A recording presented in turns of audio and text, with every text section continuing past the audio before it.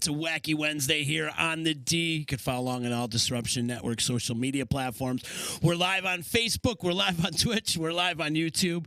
Do all that social media lingo. Subscribe to our YouTube channel. Smash that like button. Share our Facebook and retweet and all that other stuff, and Instagram and all that. Follow us on Disruption Network. Shout out to my sponsors, EJA Moving Services. When you're ready to move and relocate, hit up Eddie and his staff at 315-335-0516, EJAmoving.com. There's no task he can't handle. They'll pretty much move you anywhere, anytime, any place you got to go. So hit them up, 315-335-0516, EJAmoving.com. You want a good meal this week? Check out Joey's at 307. It's 307 Mohawk Street. You got to call for a reservation. It's 315-864-3527. They've got seafood. They've got a revolving dinner menu. They do catering. They serve alcohol. They've got an amazing, amazing food. Check them out. 315-864-3527. Thank you to Utica Coffee. Saranac Brewery.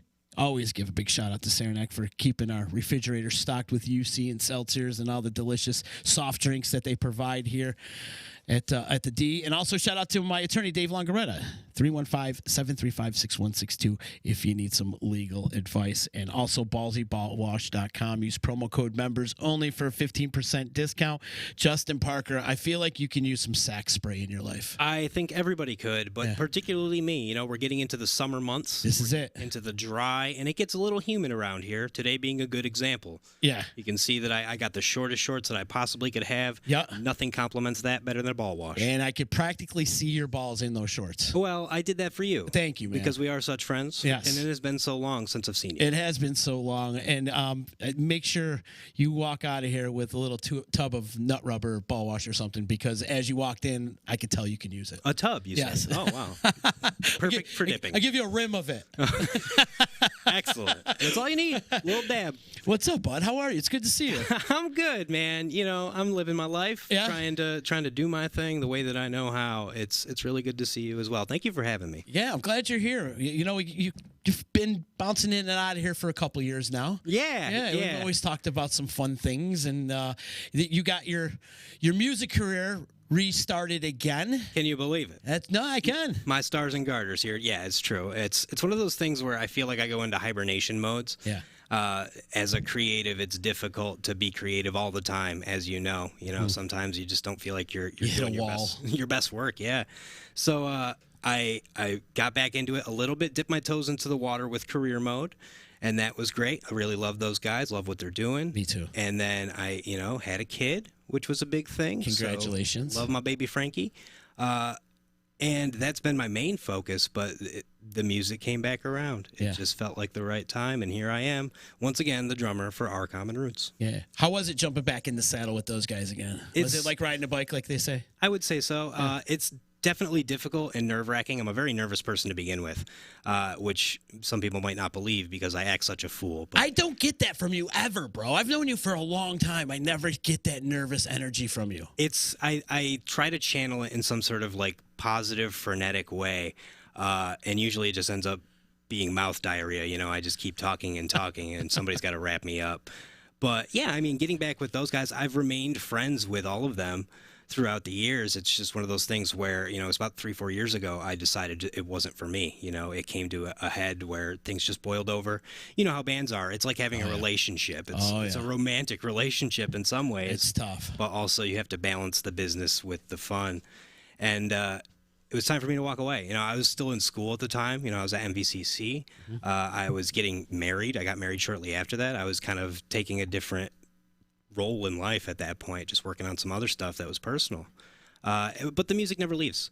And I worked on some solo stuff. I recorded some solo stuff that kind of got lost into the ether. There's a couple songs that exist, but it's always more fun to play with a band. Oh, yeah. And those guys, Ryan, Andy, Brian, and now Graham, there's a chemistry there that is very difficult to get with everyone.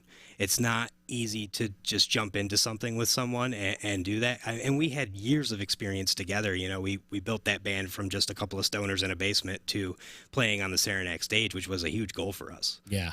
So I love the songwriting that Our Common Roots projects. There's some great songs. It's very creative. There's some hooky stuff there. And Brian's a great singer, man. He really is. Yes. He really is. And I feel like he writes palatable songs. That was always the thing. But we also were never too afraid to try things out, which is the spirit that I really enjoy about Our Common Roots. It's not just a name that really works, even though I do really enjoy the name.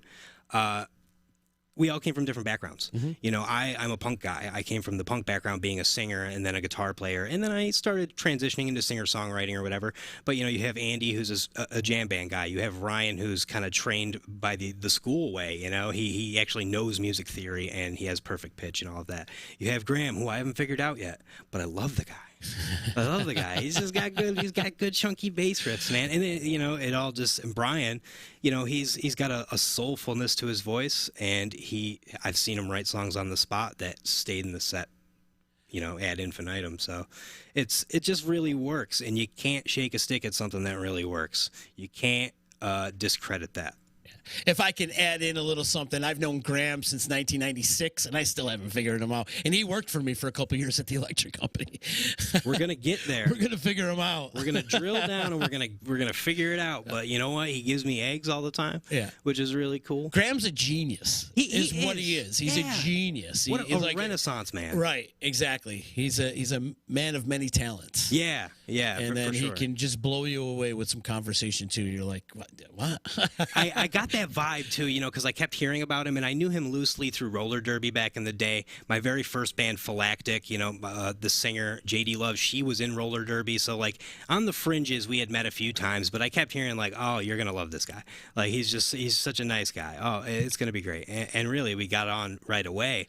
And you know how important that is for the drums and the bass to sync up. Yeah, like they need to be. There needs to be that glue. Got to be in the same space, because if it's not working for everybody. That's true. I never want to be that guy, you know. So I think there's definitely times where he bolsters me up right now, especially because I don't, again, like the confidence to go and play those songs, it really hits when you're out doing it in front of people. Yeah. But when you're doing it in a basement, it's much more difficult to kind of project that bravado that I try and strive to, because that also like just makes a more entertaining show. Yeah. Really. Well, when you're doing it in a live setting, there's that energy that you're getting from the crowd. You hope so. Where there's no energy in a basement other than just a cloud of smoke. Yeah, yes, quite literally. You know, it's that synergistic, it's like a conversation. I've heard it referred to as that. Music with musician and audience, it's a conversation.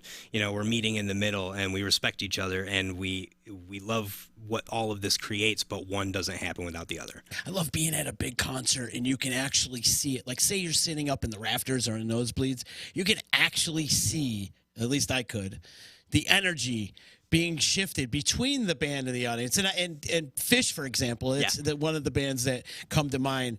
Is every time I go to his Fish show, you can just see it go back and forth, and it's so mind-blowing on just the interaction and the general love that the band has for the audience and the audience has with the band. Very much so. And they have been doing it for so long, and they're so good at it that all of the like little fine-tuning nuances really like they pop. Yeah. You know, something as simple as the lights, you know, the way that the lights play with the smoke, and like now they're doing this crazy, like I saw dolphins and shit. Dude, that's crazy what they're doing. It's like this 4D dimensional, like dolphins are swimming in the middle of the crowd, and just, you know, that's where it's coming. Yeah. That's where it's coming to right now. It's like how advanced technology is that, you know, fish is playing in an aquarium and they're not getting wet. Yeah. So weird. It's I mean, very much, I feel like it's what people envisioned for years and years, and now we're getting there with like technology to be able to bring that to the live format. But yeah, I mean, I definitely, when you said Fish, I went there because I didn't start out as a jammy guy, like I said, but I got into jam stuff because of the influence of wrestling, of all things. You know, working for 2CW, my buddy Josh, he loved Dave Matthews, of all things. You know, he's one of those hardcore Dave Matthews fans. And he's like, you know, Big Whiskey and the Groovrux King was coming out. He said, hey, just check it out. If you like it, we'll go to the show that's coming in Syracuse. It was at Alliance Bank. So I did. I liked it. And I liked hanging out with him. I mean, honestly, like it was just one of those things where I was going to get to hang out with all of my wrestling friends, and we were just going to have this camaraderie. But I dug it. And at this point, like I've seen Dave probably 30 times, which jam band, but a different flavor, totally different thing. So that opened the door for, because before that I was like, punk rock, 3 minutes, 3 chords, that's all I need. And then Fish. And I went and saw Fish, and I was like, oh, I get it now. And then years later, I like The Grateful Dead. I get it now. It just it took time. Your taste changes, and it's that blend of. I think everybody can relate to that. That blend of just the seasons of your life. You know, like the music that reflects all of these different phases. So true. And as we're getting into summer right now, all the concerts are popping up left and right. And this is a great time to be in upstate New York. Yeah. It is. Peak season. Peak season. Nobody wants to play inside. Yeah. Everybody wants to be outside just enjoying the weather while we have it. Hey, Graham's checking in. He says, hey, you'll never know. Ha, ha, ha. Thanks, dudes. I swear. It's meant out of love. Yeah, it is. It is. I swear. We'll never figure you out, Graham, but, you know, we're celebrating you, brother. That's what I tell my friends all the time. I'm not talking shit about you. I'm celebrating you. Yes. It's all celebration. That's what we got to do. We got to celebrate each other. Who else is going to do it? No, Graham is a very smart dude. Graham can write a song, record the song, and make a video all within about a 10-minute time frame. It's true. You know what I mean? It's true. The producer brain really helps. Yeah, man. and he can master it for you and then distribute it. Oh, it's great. Graham's definitely, he knows what's up, man. He definitely knows what's up. For sure. I'm glad you brought up the wrestling thing because I know wrestling is your background. And actually, Wrestle Fandom Radio just ended today at 1 o'clock, which we should get you involved. We should get you on that show with those guys. Garrett Plunkett, right? Garrett Plunkett, yeah. I dropped his full name, that full government. His government I know, I got your number, Garrett. I've been watching you. I think you should come after him and what you really should do is come after the belt. Because somebody needs to dethrone those guys. Now they're co-owners of the title, and they jumped me from. They had to have this big ataxia guy come beat me up. Oh, that fellow. Coffin, yeah, that fellow. He's a rather large fellow. Rather large. I've seen him. Yeah. He outweighs me by about 300 pounds. Roughly. I would say, roughly comfortably, yes. But I think you should make a run at the title, Justin. He doesn't have it, though. He's not one of the co-holders? No, it's... Thank goodness. It's Joe and Gary. Yeah, okay, all right. You can't come after him. I wasn't sure. Because, that thing seems like it's in a lot of turmoil. I think you just need to get some long-term storytelling and get a champ in there who knows what he's doing. Right, and that was me the whole time. It was. Well, it was. I was the greatest champ disruptions ever had. We can do a tag. I mean, if you want to get some comeuppance, we can do a tag. I love that. I got to come out of retirement. I've had 2 matches, and I'm undefeated. So I was put that on the record. And that's where I was going with all this. I wanted to know, did you wrestle professionally, or what happened? Took a couple bumps here and there, or what? Wrestling was weird. Like, I definitely got more involved than I ever anticipated because I just was around. It's one of those things where opportunity comes to those who are there. So being there is 90% of the job. And I was principally like a film guy. I filmed the shows for 2CW, Squared Circle Wrestling, for a very long time. And we just had some reunion shows last year, which was really cool. It was very nice to see everybody. It was really nice to see wrestling return to a couple key spots that we used to go to all the time. And in that, yes. So I am loosely affiliated with a character named Rusty Hardwood. I used to do these videos to promote the shows, like in 2012. And the whole idea was just like a bunch of guys that I'd met over time who were grizzled vets, and I think everybody can kind of understand what I mean when I say that. And I would just do it, and then they would put them on the website. Like, I didn't do it for that reason. I just did it because it was fun. It was just like, it was to pop me and the boys. Like, and then it just kind of became a thing. And then once the reunion shows rolled around, I was like, oh, like, you definitely have to do that. Because I had been in one battle royal in Rome, New York, one other time. And I did not get ejected over the top rope. I went through the middle rope. So that's a win. Yeah, that's a win all day. It's not in the record books reflected that way, but that's not neither here nor there. My friend Patrick Fenton, he needs to amend that, and I want to just say that in public, so he does that. And then, so then I ended up working a tag at the reunion show as Rusty. See, Rusty Hardwood, brother, he's this type of fella. He tells you all about all of the things that he's done. You ever heard of a little fella named Dwayne "The Rock" Johnson? Mm-hmm. Who do you think got his start in professional wrestling? That's Rusty Hardwood. All right, he doesn't call no more because he's ungrateful. I didn't mean to say it like that, Dwayne. You're a good fella, even though you owe me $10. I'll take a truck. You won't send me a truck. That's the whole idea. That's Rusty Hardwood. And how did you fare throughout this bout? I did not lose. Well, I submitted to an airplane spin. Okay. By one Stuart Snodgrass. Okay. But I wasn't the legal man in the tag. I'd never received a tag. My partner, the Super Beast, he never tagged me. So I just hit him with a high cross body. Crowd lost their mind, of course, just came unglued. And then, I was celebrating with my people, I'm a man of the people, and I was viciously attacked from behind by Studley Steve McKenzie and one night stand Steve Cruz, the Killer Steves. Hit me with the pretzelplex. Hated that. Got to say that. Hated that. Sciatic nerve, totally knocked out of bounds. And then he picked me up in the airplane, spin me like a jabron, because he didn't realize that I was not the legal man. But there was quite a clusterfuffle going on at the ring at the time. There was like 8 of us, so you know. Yeah, that's it, man. You know, you're doing all this 2CW stuff too. Well, you have in the past, and that actually carried over to what you and Andy got going on with WEN. 100%. Which, let me tell you, man, you guys entertained the hell out of me, especially throughout the whole pandemic when that was going on. I was constantly watching what you guys are doing. So, explain to the audience a little bit what WEN is, because I think it's super creative what you guys are doing. I appreciate you so much for recognizing what was really a labor of love. WEN, the Wrestling Entertainment Network, is what it kind of started out as. So Andy came to me one day with an idea, and the idea was basically Celebrity Deathmatch meets Robot Chicken, which was any and every action figure can wrestle each other in a stop-motion style, format. We just get a bunch of action figures, we get a ring, we just shoot some stuff, and we see what happens. And it was the middle of the pandemic. Nobody's doing anything really, aside from trying to not lose their mind or shaving half of their face like you did, which was like the greatest thing. It came at a really needed time. So you telling me. You did that for everybody, brother. We appreciate you. But then I just ran with it because wrestling is the thing that I know the most about in the world. It's the thing that I've loved since I was a child. It's the thing I always aspired to do and be involved in, and I was able to do that. And then what happens when you achieve something like that at such a young age, your childhood dream, when you achieve it when you're essentially still a child at 15, the question becomes, what's next? And that's what I've just kind of been doing. Like, I'm just trying to go forward, and that's what that was. So he throws me this idea of Celebrity Deathmatch meets Robot Chicken, action figures wrestling each other. I run with it. I say, well, this could be the name, Wrestling Entertainment Network, WEN. He's like, I love it, and then I start writing shows, and then we start buying figures, and we buy a ring, and he starts building a stage, and he paints the stage, and it's like a little black box theater, and it just becomes this snowball idea of we're talking about it every single day.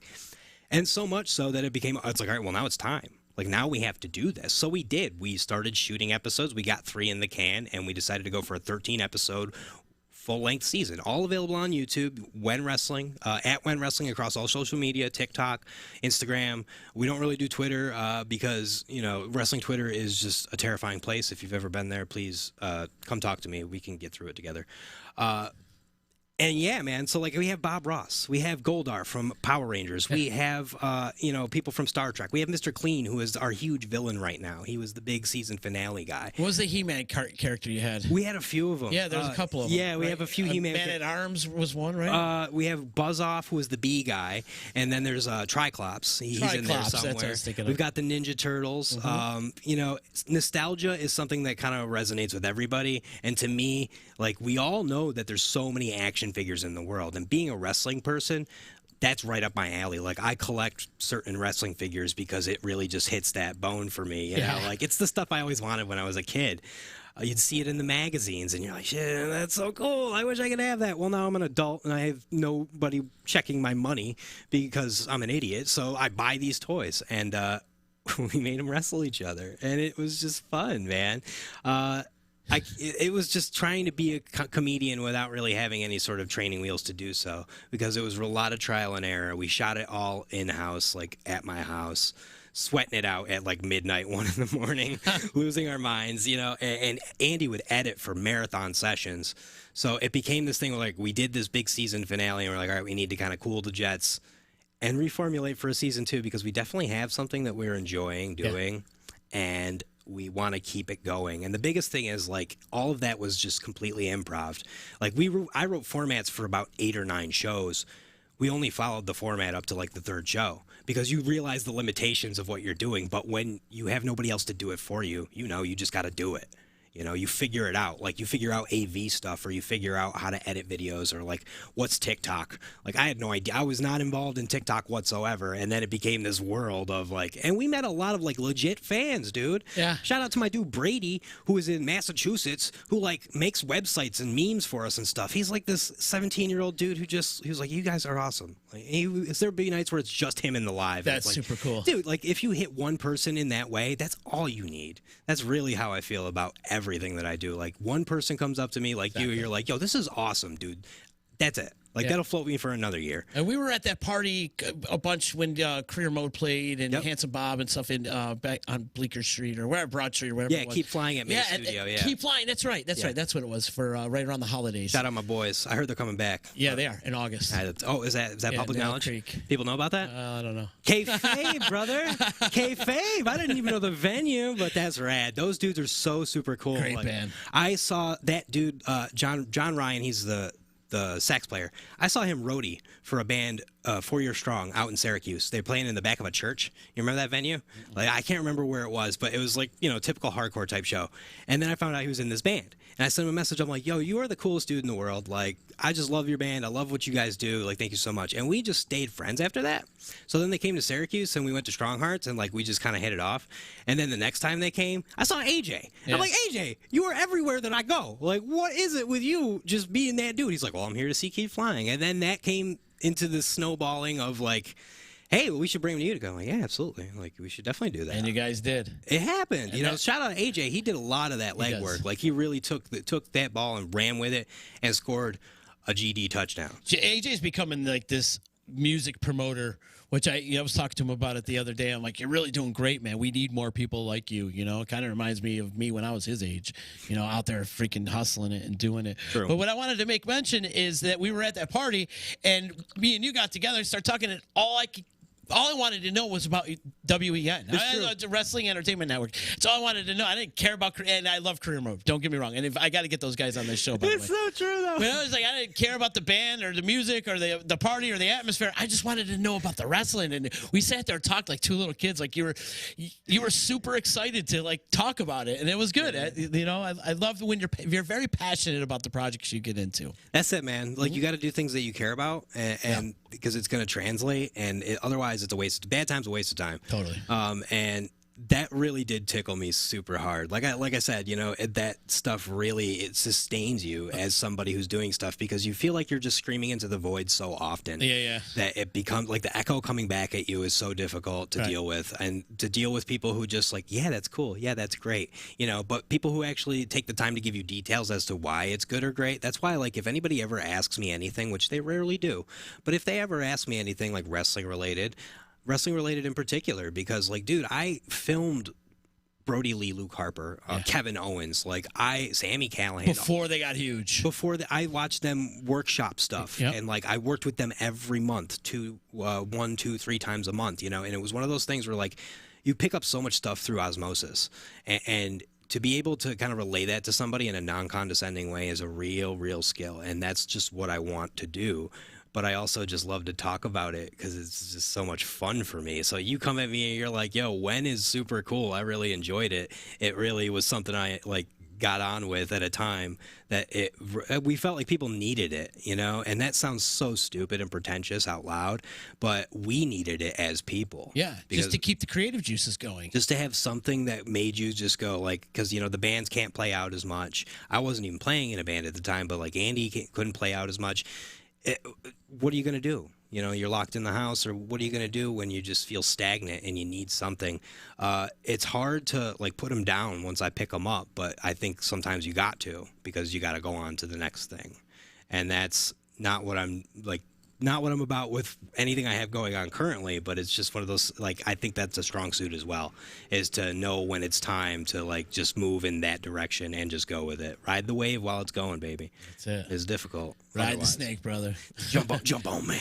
Just jump on. This is my Jake the Snake voice. Do we expect, when do we expect season 2? I have no idea. You don't know? I'll be honest with you. Are you working on it now, writing? 100%. Yeah, okay. Yeah, 100%. Like, we definitely kind of came to a point where we had to like step away and take some time because we had put so much time into it. Like, like I said, hours upon hours at night, just because you work it around your regular job. Right. Like, you're just trying to make it happen. Plus, you got a family at home and, responsibilities. I was fortunate. We were fortunate enough that like we shot a lot of it at my house, so I didn't really have to worry about too much of that. And everybody was super cool about it. And then the other thing is like, there's only 3 or 4 of us. Yeah. So it's very difficult to do that when there's only so many people, because it's not like we have tons of money to shell out to everybody to do. And you have to have people who are passionate about it, who say, hey, this is cool. I want to be involved. you know, we had those people. We definitely did. We had a lot of people who helped us. You had Ryan Flynn. You had my friend Kyle Robertson. Adam Brockway, great photographer, great video guy, gave us a ton of tips that we use still to this day. But we needed to chill. But that being said, like, I'm ready to kind of jump back into it. And I do stuff like this. I want to come talk to people about it because then it gives me accountability. You know, like, I don't ever want to be the guy who puts stuff out there but then never follows up on it. Yeah. I hate, not hate, but a pet peeve of mine is big things coming soon. What does that mean? What does that mean? Because if you have something big going on, you should say it. Yeah. You know, you should just be like, I'm doing this right now. Don't give me an announcement about an announcement. Like, tell me what you got going on, because that's what I want to know. Because especially now, like, everybody needs to hear it the day of or the day before or the week of or anything like that. And, like, to do that, you have to pound it out there. You do. So take the break, let people kind of just simmer with it for a little while. We built a ring that's, like, completely magnetic. So we workshopped this idea, like, we made measurements. How big of a ring is it? It's like 18 inches or square. Okay. Yeah, bigger than average, but when you're dealing with bigger figures, it's easier to do that. Yeah. We learned a lot of lessons. So we kind of found this guy on eBay who sells rings that he makes, and we said, yeah, that's a cool idea, but we need to modify it because we need to make it magnetic so these figures stand on their own. It's really going to open up the doors for us. So we did that. You know, and now that's kind of in the final touches stage with, like, the canvas and the skirt, because they're going to be custom with the logos and stuff. Really? Yeah. Yeah. How awesome, yeah. man. We rebuilt the stage. Uh-huh. Andy rebuilt the stage. Andy Soroka, you are a gem of a human being, because he will work. That's a creative motherfucker. When he's passionate about it, too, he's about it, you know, like, and he built this table with one of his coworkers, and it is very impressive because the sides are removable.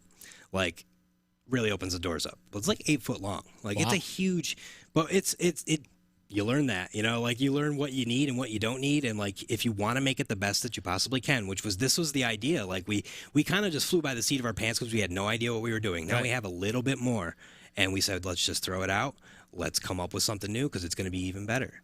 Because that's what you want to do. You want to put forth, like, the best thing possible. And if it takes time to do that, what else am I doing, Z? Yeah. Like, what else am I doing? You know, I'm watching my kid grow up. I'm enjoying that. But, like, I'm still this dude who has no place to put all of this. You need an outlet. I need 10,000 outlets because otherwise. You need a distro. Yeah. I need friends. Maybe. You got friends, bro. I do. It's true. I got great friends, and that's how we do all this cool stuff together. Truly. Watching that put me in a place. It brought a nostalgic factor, of course, because you're using all these old action figures. But to me, it brought me back to being 10 years old. And when I was 10 is when those the wrestlers came out. Yeah. Where they were rubber. They had the Hulk, the Sheik. The big rubbers. Yeah, the big rubber. The LJNs. The LJNs, right. Thank you. I was trying to think of the acronym. LJNs. And that kind of put me back to being 10 years old again. And wrestling, and I would do my own commentary, and I'd have Hulk versus Piper and wrestle it out. And he hits him with a forearm smash. Yeah. And right back with a kick drop, drop kick. And, and that put me back. So watching that just really, really clicked this nostalgic thing for me. And it brought me back to being in my playroom at 10 years old. That's so cool, man. That's precisely why, like, it was happening for us too. Mm-hmm. Like, that was really it. Like, we put all this work in, and it was a lot of work, but at the end of the day, it was like, oh, we just get to play with toys. That's it, right? Basically, we get to buy these toys, and, like, I became a hardcore collector. So, like, I'm in the Hasbros, which are, like, the shorter plastic ones. Right? Yep. And, like, the collectibles market is super up right now. I don't know if it's gonna. It seems like it's starting to taper off a little bit, but people were inside with money and nothing to do, so we ended up buying all of this really cool stuff that we enjoy, like, but never had, and the Hasbros was it for me. And then we learned, like, there's history stuff out there now. The Toys That Made Us on Netflix is a great documentary. Yeah, I love it. Yeah. Like, you become passionate about that aspect of it, and, like, it's difficult. It's a wormhole, because then it's like, okay, what do we want to do? Like, you want to have your franchise players, like your He-Mans, your Ninja Turtles, your this, your that, but you also want to have that weird stuff. Like, Last Action Hero has action figures. Beetlejuice has action figures. A lot of stuff is getting remade now. So, like, Gargoyles, we've got a Gargoyles figure. Star Wars, forever. There's going to be so many endless, like, options. And now we're so full up that people always offer us stuff. That's the other thing is like people are getting rid of stuff and they're just like, hey, I got these toys. And like, we got to be more selective. We need to be way more selective because there's way too much going on. You get overwhelmed. There's like 200 figures in that room at this point. Wow. Yeah. Can I make a suggestion? Anytime. How about bands like the Beatles versus Kiss? Because they have action figures. Some kind of music like band versus band type of thing.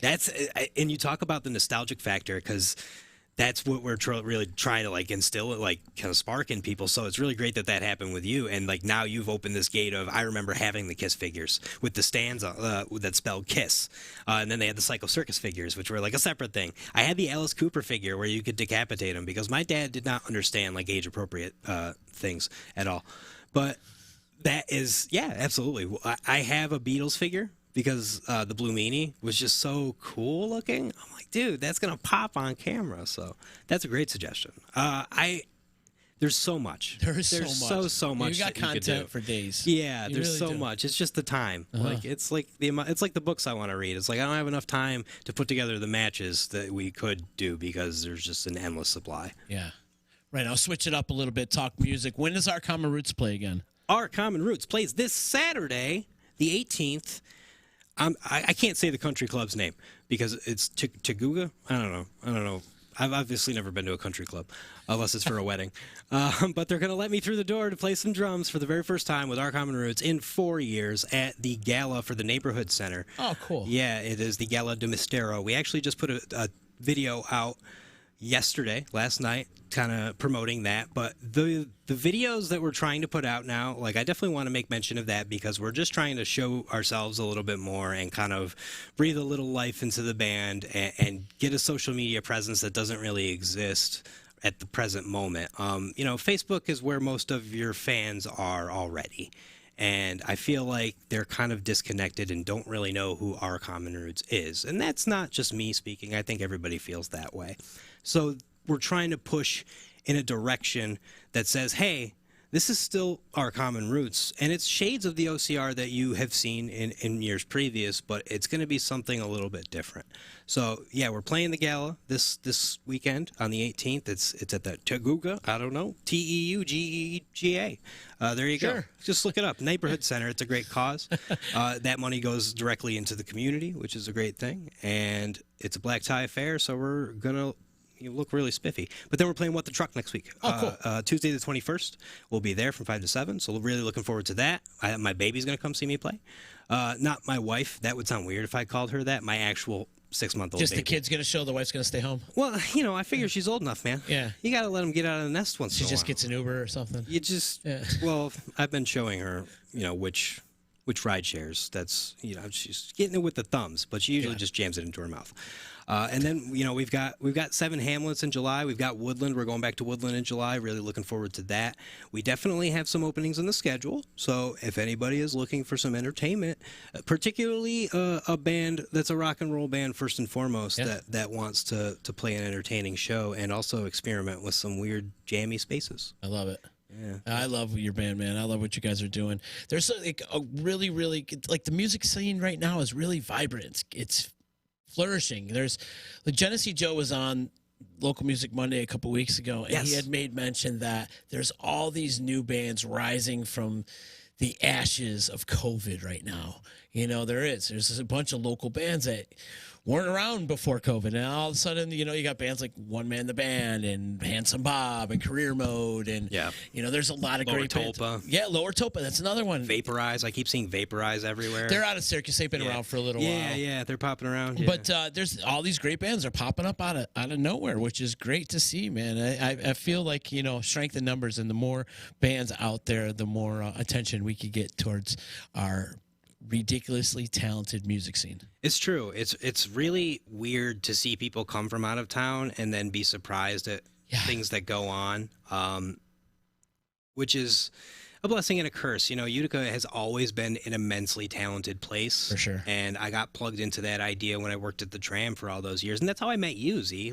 Is that how we met? I was trying to think about that today. I was 100%. Like, it was through the Tram. Yeah, you come and get yerba mate, like super strong yerba mate before you go work at the EC. Mm-hmm. And that was how I learned who you were and what you did. And I was like, well, I got to go down there and I got to see what's happening. And that's where I would see, Jay Schnitt with the Archipelagos or the Reuben James, or you'd see the Real Burnouts, or you'd see like, you know, man, just all of these super talented people that you feel just kind of float in this ether. Like we all know about each other, we all know what's going on, but like there was never a cohesive vibe collectively. I don't know. That was always my opinion. And I also always played in bands that kind of hung on the fringes. OCR was the closest thing to being like, we're a band that's out here doing stuff, you know? And we definitely, we came from the Tram. That was how we met too, you know? Like we came from that idea of like random people just getting together and making stuff happen. So I want that to happen again. You know, like I want more original shows that just showcase how good people are and that find the people that that music is made for. Because it's not universal, you know, not everybody likes everything, but at least we can try. And I think now we know more than ever that we need that. We need that sense of community. We need that sense of stimulation artistically. Like whether we make music or not, spectator, you know, fan, whatever you are, it matters to you. And I think if you don't realize that by now, then it probably doesn't matter to you. And there's people who are wired that way, which freaks me out. But, you know, well, to each their own. It's cool to see, like, that people actually want to do that. You know, the Keep Flying show really kind of showed me that in the beginning. Like, yeah, people want to do stuff, and people don't want to be pretentious about it and don't want to take this ownership of, like, an opportunity for you is taking an opportunity for me, because you could really say that in black and white on paper. Yeah, that is true. You know, there's a finite amount of places. There's only so much entertainment money. We all can't work for free all the time. So it becomes competition, and it becomes like, well, you know, but we don't need to disparage one another. I never want to be somebody who gets over on somebody else, who has to go out and like bury another band. I want to make everything that I touch better, because that's what makes me somebody that people want around. And that's what I think is happening, like, with bands right now. And it's super cool to see. And to have people like you and Jenny Joe validate that, because, like, you guys are, you know, for lack of a better term, you're the elder statesman for guys in, like, the 30s. You know what I mean? Like, it's just what it is. Because I looked up to you I met you when I was 19. I'm 31. Oh, wow. You know what I mean? I've known you that long. And it's one of those things where, like, you were that dude who was doing it, man. Like, and I'm influenced by a lot of people like you. Mitch Eckler, huge influence. Like, he was a guy who just taught me things without him even knowing it. Like Jenny Joe, his support means the world. Yeah. Your support means the world. Thanks, man. I appreciate the kind words. And I just love watching the growth, and like watching your journey has been truly amazing, from like your wrestling career into like into Our Common Roots and everything that you're doing. And what was the Lemon Band? Was that the Mustard Band? The Mustard Band. That's right. Shout out my man Dijon Dan. The Mustard Band. Justin Mustard. Yeah, the only band to ever pull a trampoline out, as far as I know, at least within the last 10 years in Utica. I don't know. Maybe you know somebody else who's pulling out trampolines, but like, you know, I just, again, you just got to do stuff. Yeah. You know, idle hands and whatnot. I was a dude who, like, I still am. If I don't channel it in a positive way, it's going to be bad for me. Yeah. You know, I'm going to be the guy who acts a drunken fool, and I don't want to be that guy anymore. I'm not that guy anymore. Yeah. So let me be the guy who leaves people with a better taste in their mouth, even if it is mustard, you know. It's acquired. So you were 19 at the Tram, huh? Yeah. Fresh out of high school. Yes. Where'd you go to high school? I went to New York Mills originally, and then I went to Lincoln Academy, which was right down the road. I got you. Because I was a bad kid. You're one of the bad kids. Yeah, dude. One of the punk rock kids. Yes, 100%. I was a school skipper. I was, you know, not meeting up my potential type person, because, you know, my childhood was what it was. You know, we all just we handle it the best way that we know how. Kids are very resilient, you know what I mean? So, like, we found a way, even though it wasn't the way that everybody wanted us to find, and we found community in our tight-knit punk rock little hubbub, you know? So I was that kid, but I graduated, and that was the big deal. Like, I graduated, and then I went to college, and, you know, life was just really tough at the time. Me and my dad were helping take care of a 90-year-old man who was senile. We weren't related to him or anything. It was just a job for my dad. And, like, he passed away. So, like, it really kind of tailspinned everything, and that was when I started working at the Tram. Gotcha. And that was, like, Robin and Garrett are, like, my second set of parents, and I will say that every day of my life to anybody who will listen, because I love them so much. Like, they have done so much for me in every aspect of my life. Not just creatively. Robin was the first person who said, "You play anything? You play guitar? Oh, yeah, really? You should play open mic. Why not? Why wouldn't you do that?"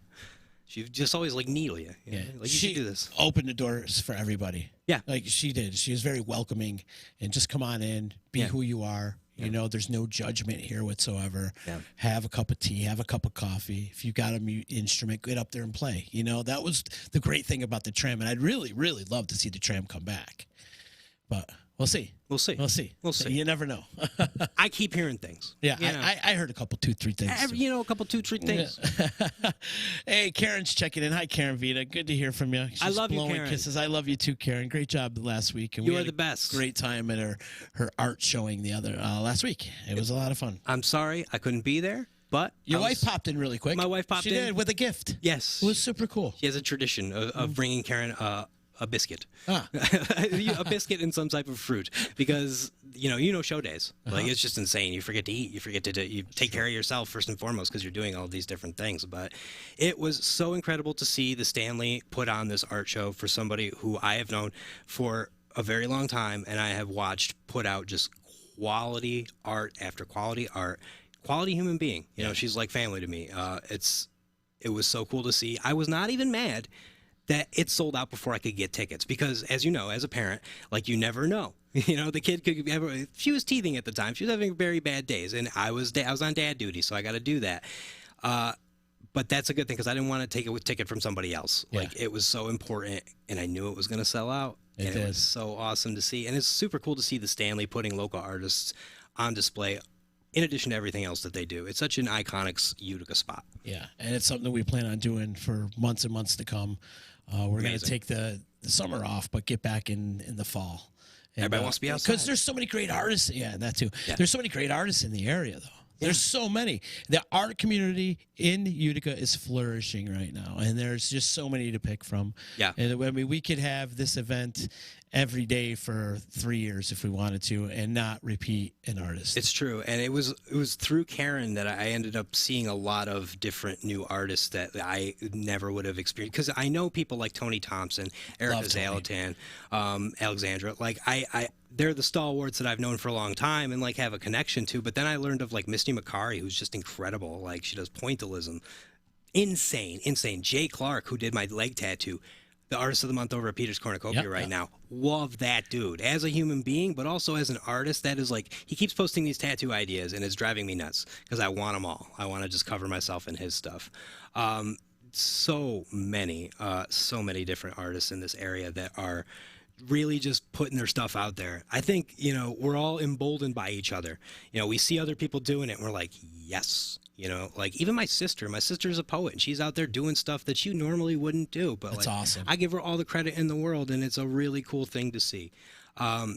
That's it. Do your art, man. Just do your art, and do your art with people who want to do your art with you. Yeah. Because that makes it so much better. We're all better together. Exactly. And that all crosses over in the music world, too. You know, the creativity going on. And I want to do a show where the band plays. Maybe Our Common Roots will do it. And maybe have an artist paint live while you guys are playing, and see what kind of interpretation she can interpret your music into her art, or vice versa, Yeah. I've seen some stuff like that. I really enjoy it. Like, I want to do stuff with everyone. Yeah. Like, it's one of those things where, like, you just I want to do with everyone. I want to do stuff with everybody, because I think we'll just, when your intentions are good and you're just trying to do things for the right reasons, which I feel like a lot more people are. Yeah, for sure. It's a beautiful thing, and it builds the community. That's the stuff that the community gets built on. Exactly. Like, we can liken and share until the cows come home, but when we're in a space together and we're sharing this thing, it's huge. I will say out loud, though, because we have mentioned this, Our Common Roots definitely wants to do a live EP. Like, I have ambitions for a lot of different things, whether they pan out or not. Like, that's when I have to kind of keep my lips. I got to be a little tight-lipped, because I'll just say stuff that I want to do that might not be everybody's. No filter. Yeah, it's tough. It's tough. But that's one thing we've definitely discussed, is a live EP, and in an intimate environment. We want to get out and do more stuff that's a little bit risky in terms of like the return, but the return isn't what matters. What matters is doing the thing that stimulates you the most and finding people that it resonates with. That's the goal. When you start looking at it as what am I getting in return, then just hang it up. Yeah. Seriously, because if you're not doing it for yourself, you're actually looking at it for to benefit from it. Yeah. Just hang up. It's because hard because of music, it's hard. When there's investment that has to be made, it's right, difficult. True. I get it. Because, not every place is going to have insurance or going to have the things necessary, and you can only do so many DIY events before some people are going to want a cut of it. Yeah. Before it becomes the bigger anything gets, as you know, like the more business that comes in, the more it kind of sucks the fun out of it. Yeah. But also, like when you level up that way, it's very validating. The investment aspect is tricky of it. It is. Because people think it's a loss. But I've spent money on dumber stuff. Oh, for sure. You know what I mean? I will buy, and art is the same way. I'll buy art that I will look at every day of my life, whether it's a tattoo or put it up on my wall, and I'll pay prices that some people will balk at because it doesn't matter to me. That's unfortunate to say, but how much money are you taking with you when you leave? Not a whole lot. You're not here. None. You got not a whole lot. You ain't taking anything. You ain't taking nothing. So maybe you should just enjoy your life while you can. Possibly. I love it, buddy. I love it. This has been a good hang, man. I was so happy to see you today. I was thinking about all the different things and what am I going to talk to Justin about today? I'm like, you know what? Fuck it. We're just going to talk. Oh, I didn't know you could say the fuck word. Yeah. That's fine. I prefer it, actually. Yeah. But I could have gone so hard, man. That would have changed the tone and tenor of this conversation entirely. As soon as I drop it, people drop out now. No I don't worries. care. But anyways, and I was curious too, the first time we met and all that. So you got to answer all those questions for me. Yeah, that's it. You're really good at this, as people have pointed out before, and as I've mentioned. But the conversational nature is difficult to capture, and I really think that I really enjoyed this. Thanks, man. I really think that you have a great way of highlighting people and bringing light to people who might not get it all of the time. And I feel like I'm that person sometimes because, like I said, I float under the radar. Well, you're a drummer. You don't get any notice. Nah, I see. That's it. How do you bring the pro wrestling aspect of entertaining a live audience? That's kind of my approach to drumming. So what I lack in technical ability, you're just going to be mildly entertained because I'll take my shirt off and I'll stand on the drums and I'll. So you're the heel drummer. Well, everybody needs one. Yeah. I feel like all drummers should be heels. Money's in the chase, man. And the front men are face. They're baby faces. He is the baby face. Yeah, 100%. And you're the heel. It is because people will come talk to you and they'll be like, "Hey, man, you get jokes. You're a bass player, so I'm sure you understand the jokes that come that all people think are so hilarious. Right. Who's the guy? What do you call a guy who hangs out with the band? A drummer." I'm like, that's really dumb. I've got a ton of drummer jokes. Yeah, I get it. But also, if I left those drums, how good would it sound? Right. One of my favorite was this guy's like, "Hey, man, you were really great." And somebody's got to keep the groove going. It's "Thanks, man. Are you the drummer for the other band?" He goes, "Yeah." I was like, "Cool," because I wouldn't have cared otherwise. And I said that really, it sounded dicky, but I didn't mean it. I was just kidding around. But Brian looked at me, he's like, "Holy shit, dude, that was really stiff." I'm like, "Hey, we're never gonna see them again." Shout out to the Stone Foxes. They were nice guys.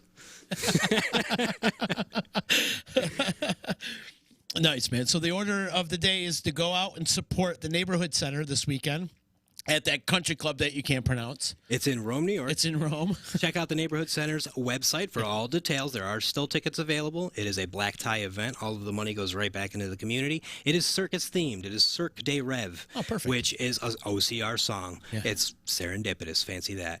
It's going to be a really good time. We're going to enjoy that. But if you can't make that, make sure you come out Tuesday, the 21st of June from 5 to 7 p.m. I believe it's Leland Park that What the Truck happens in. It's over near the Big Lots. I know you know where that is. That's my announcer voice. I love it. Give that. Yeah. Well, you got the headset on. It's just natural. It falls right into place. Falls right in Fancy there.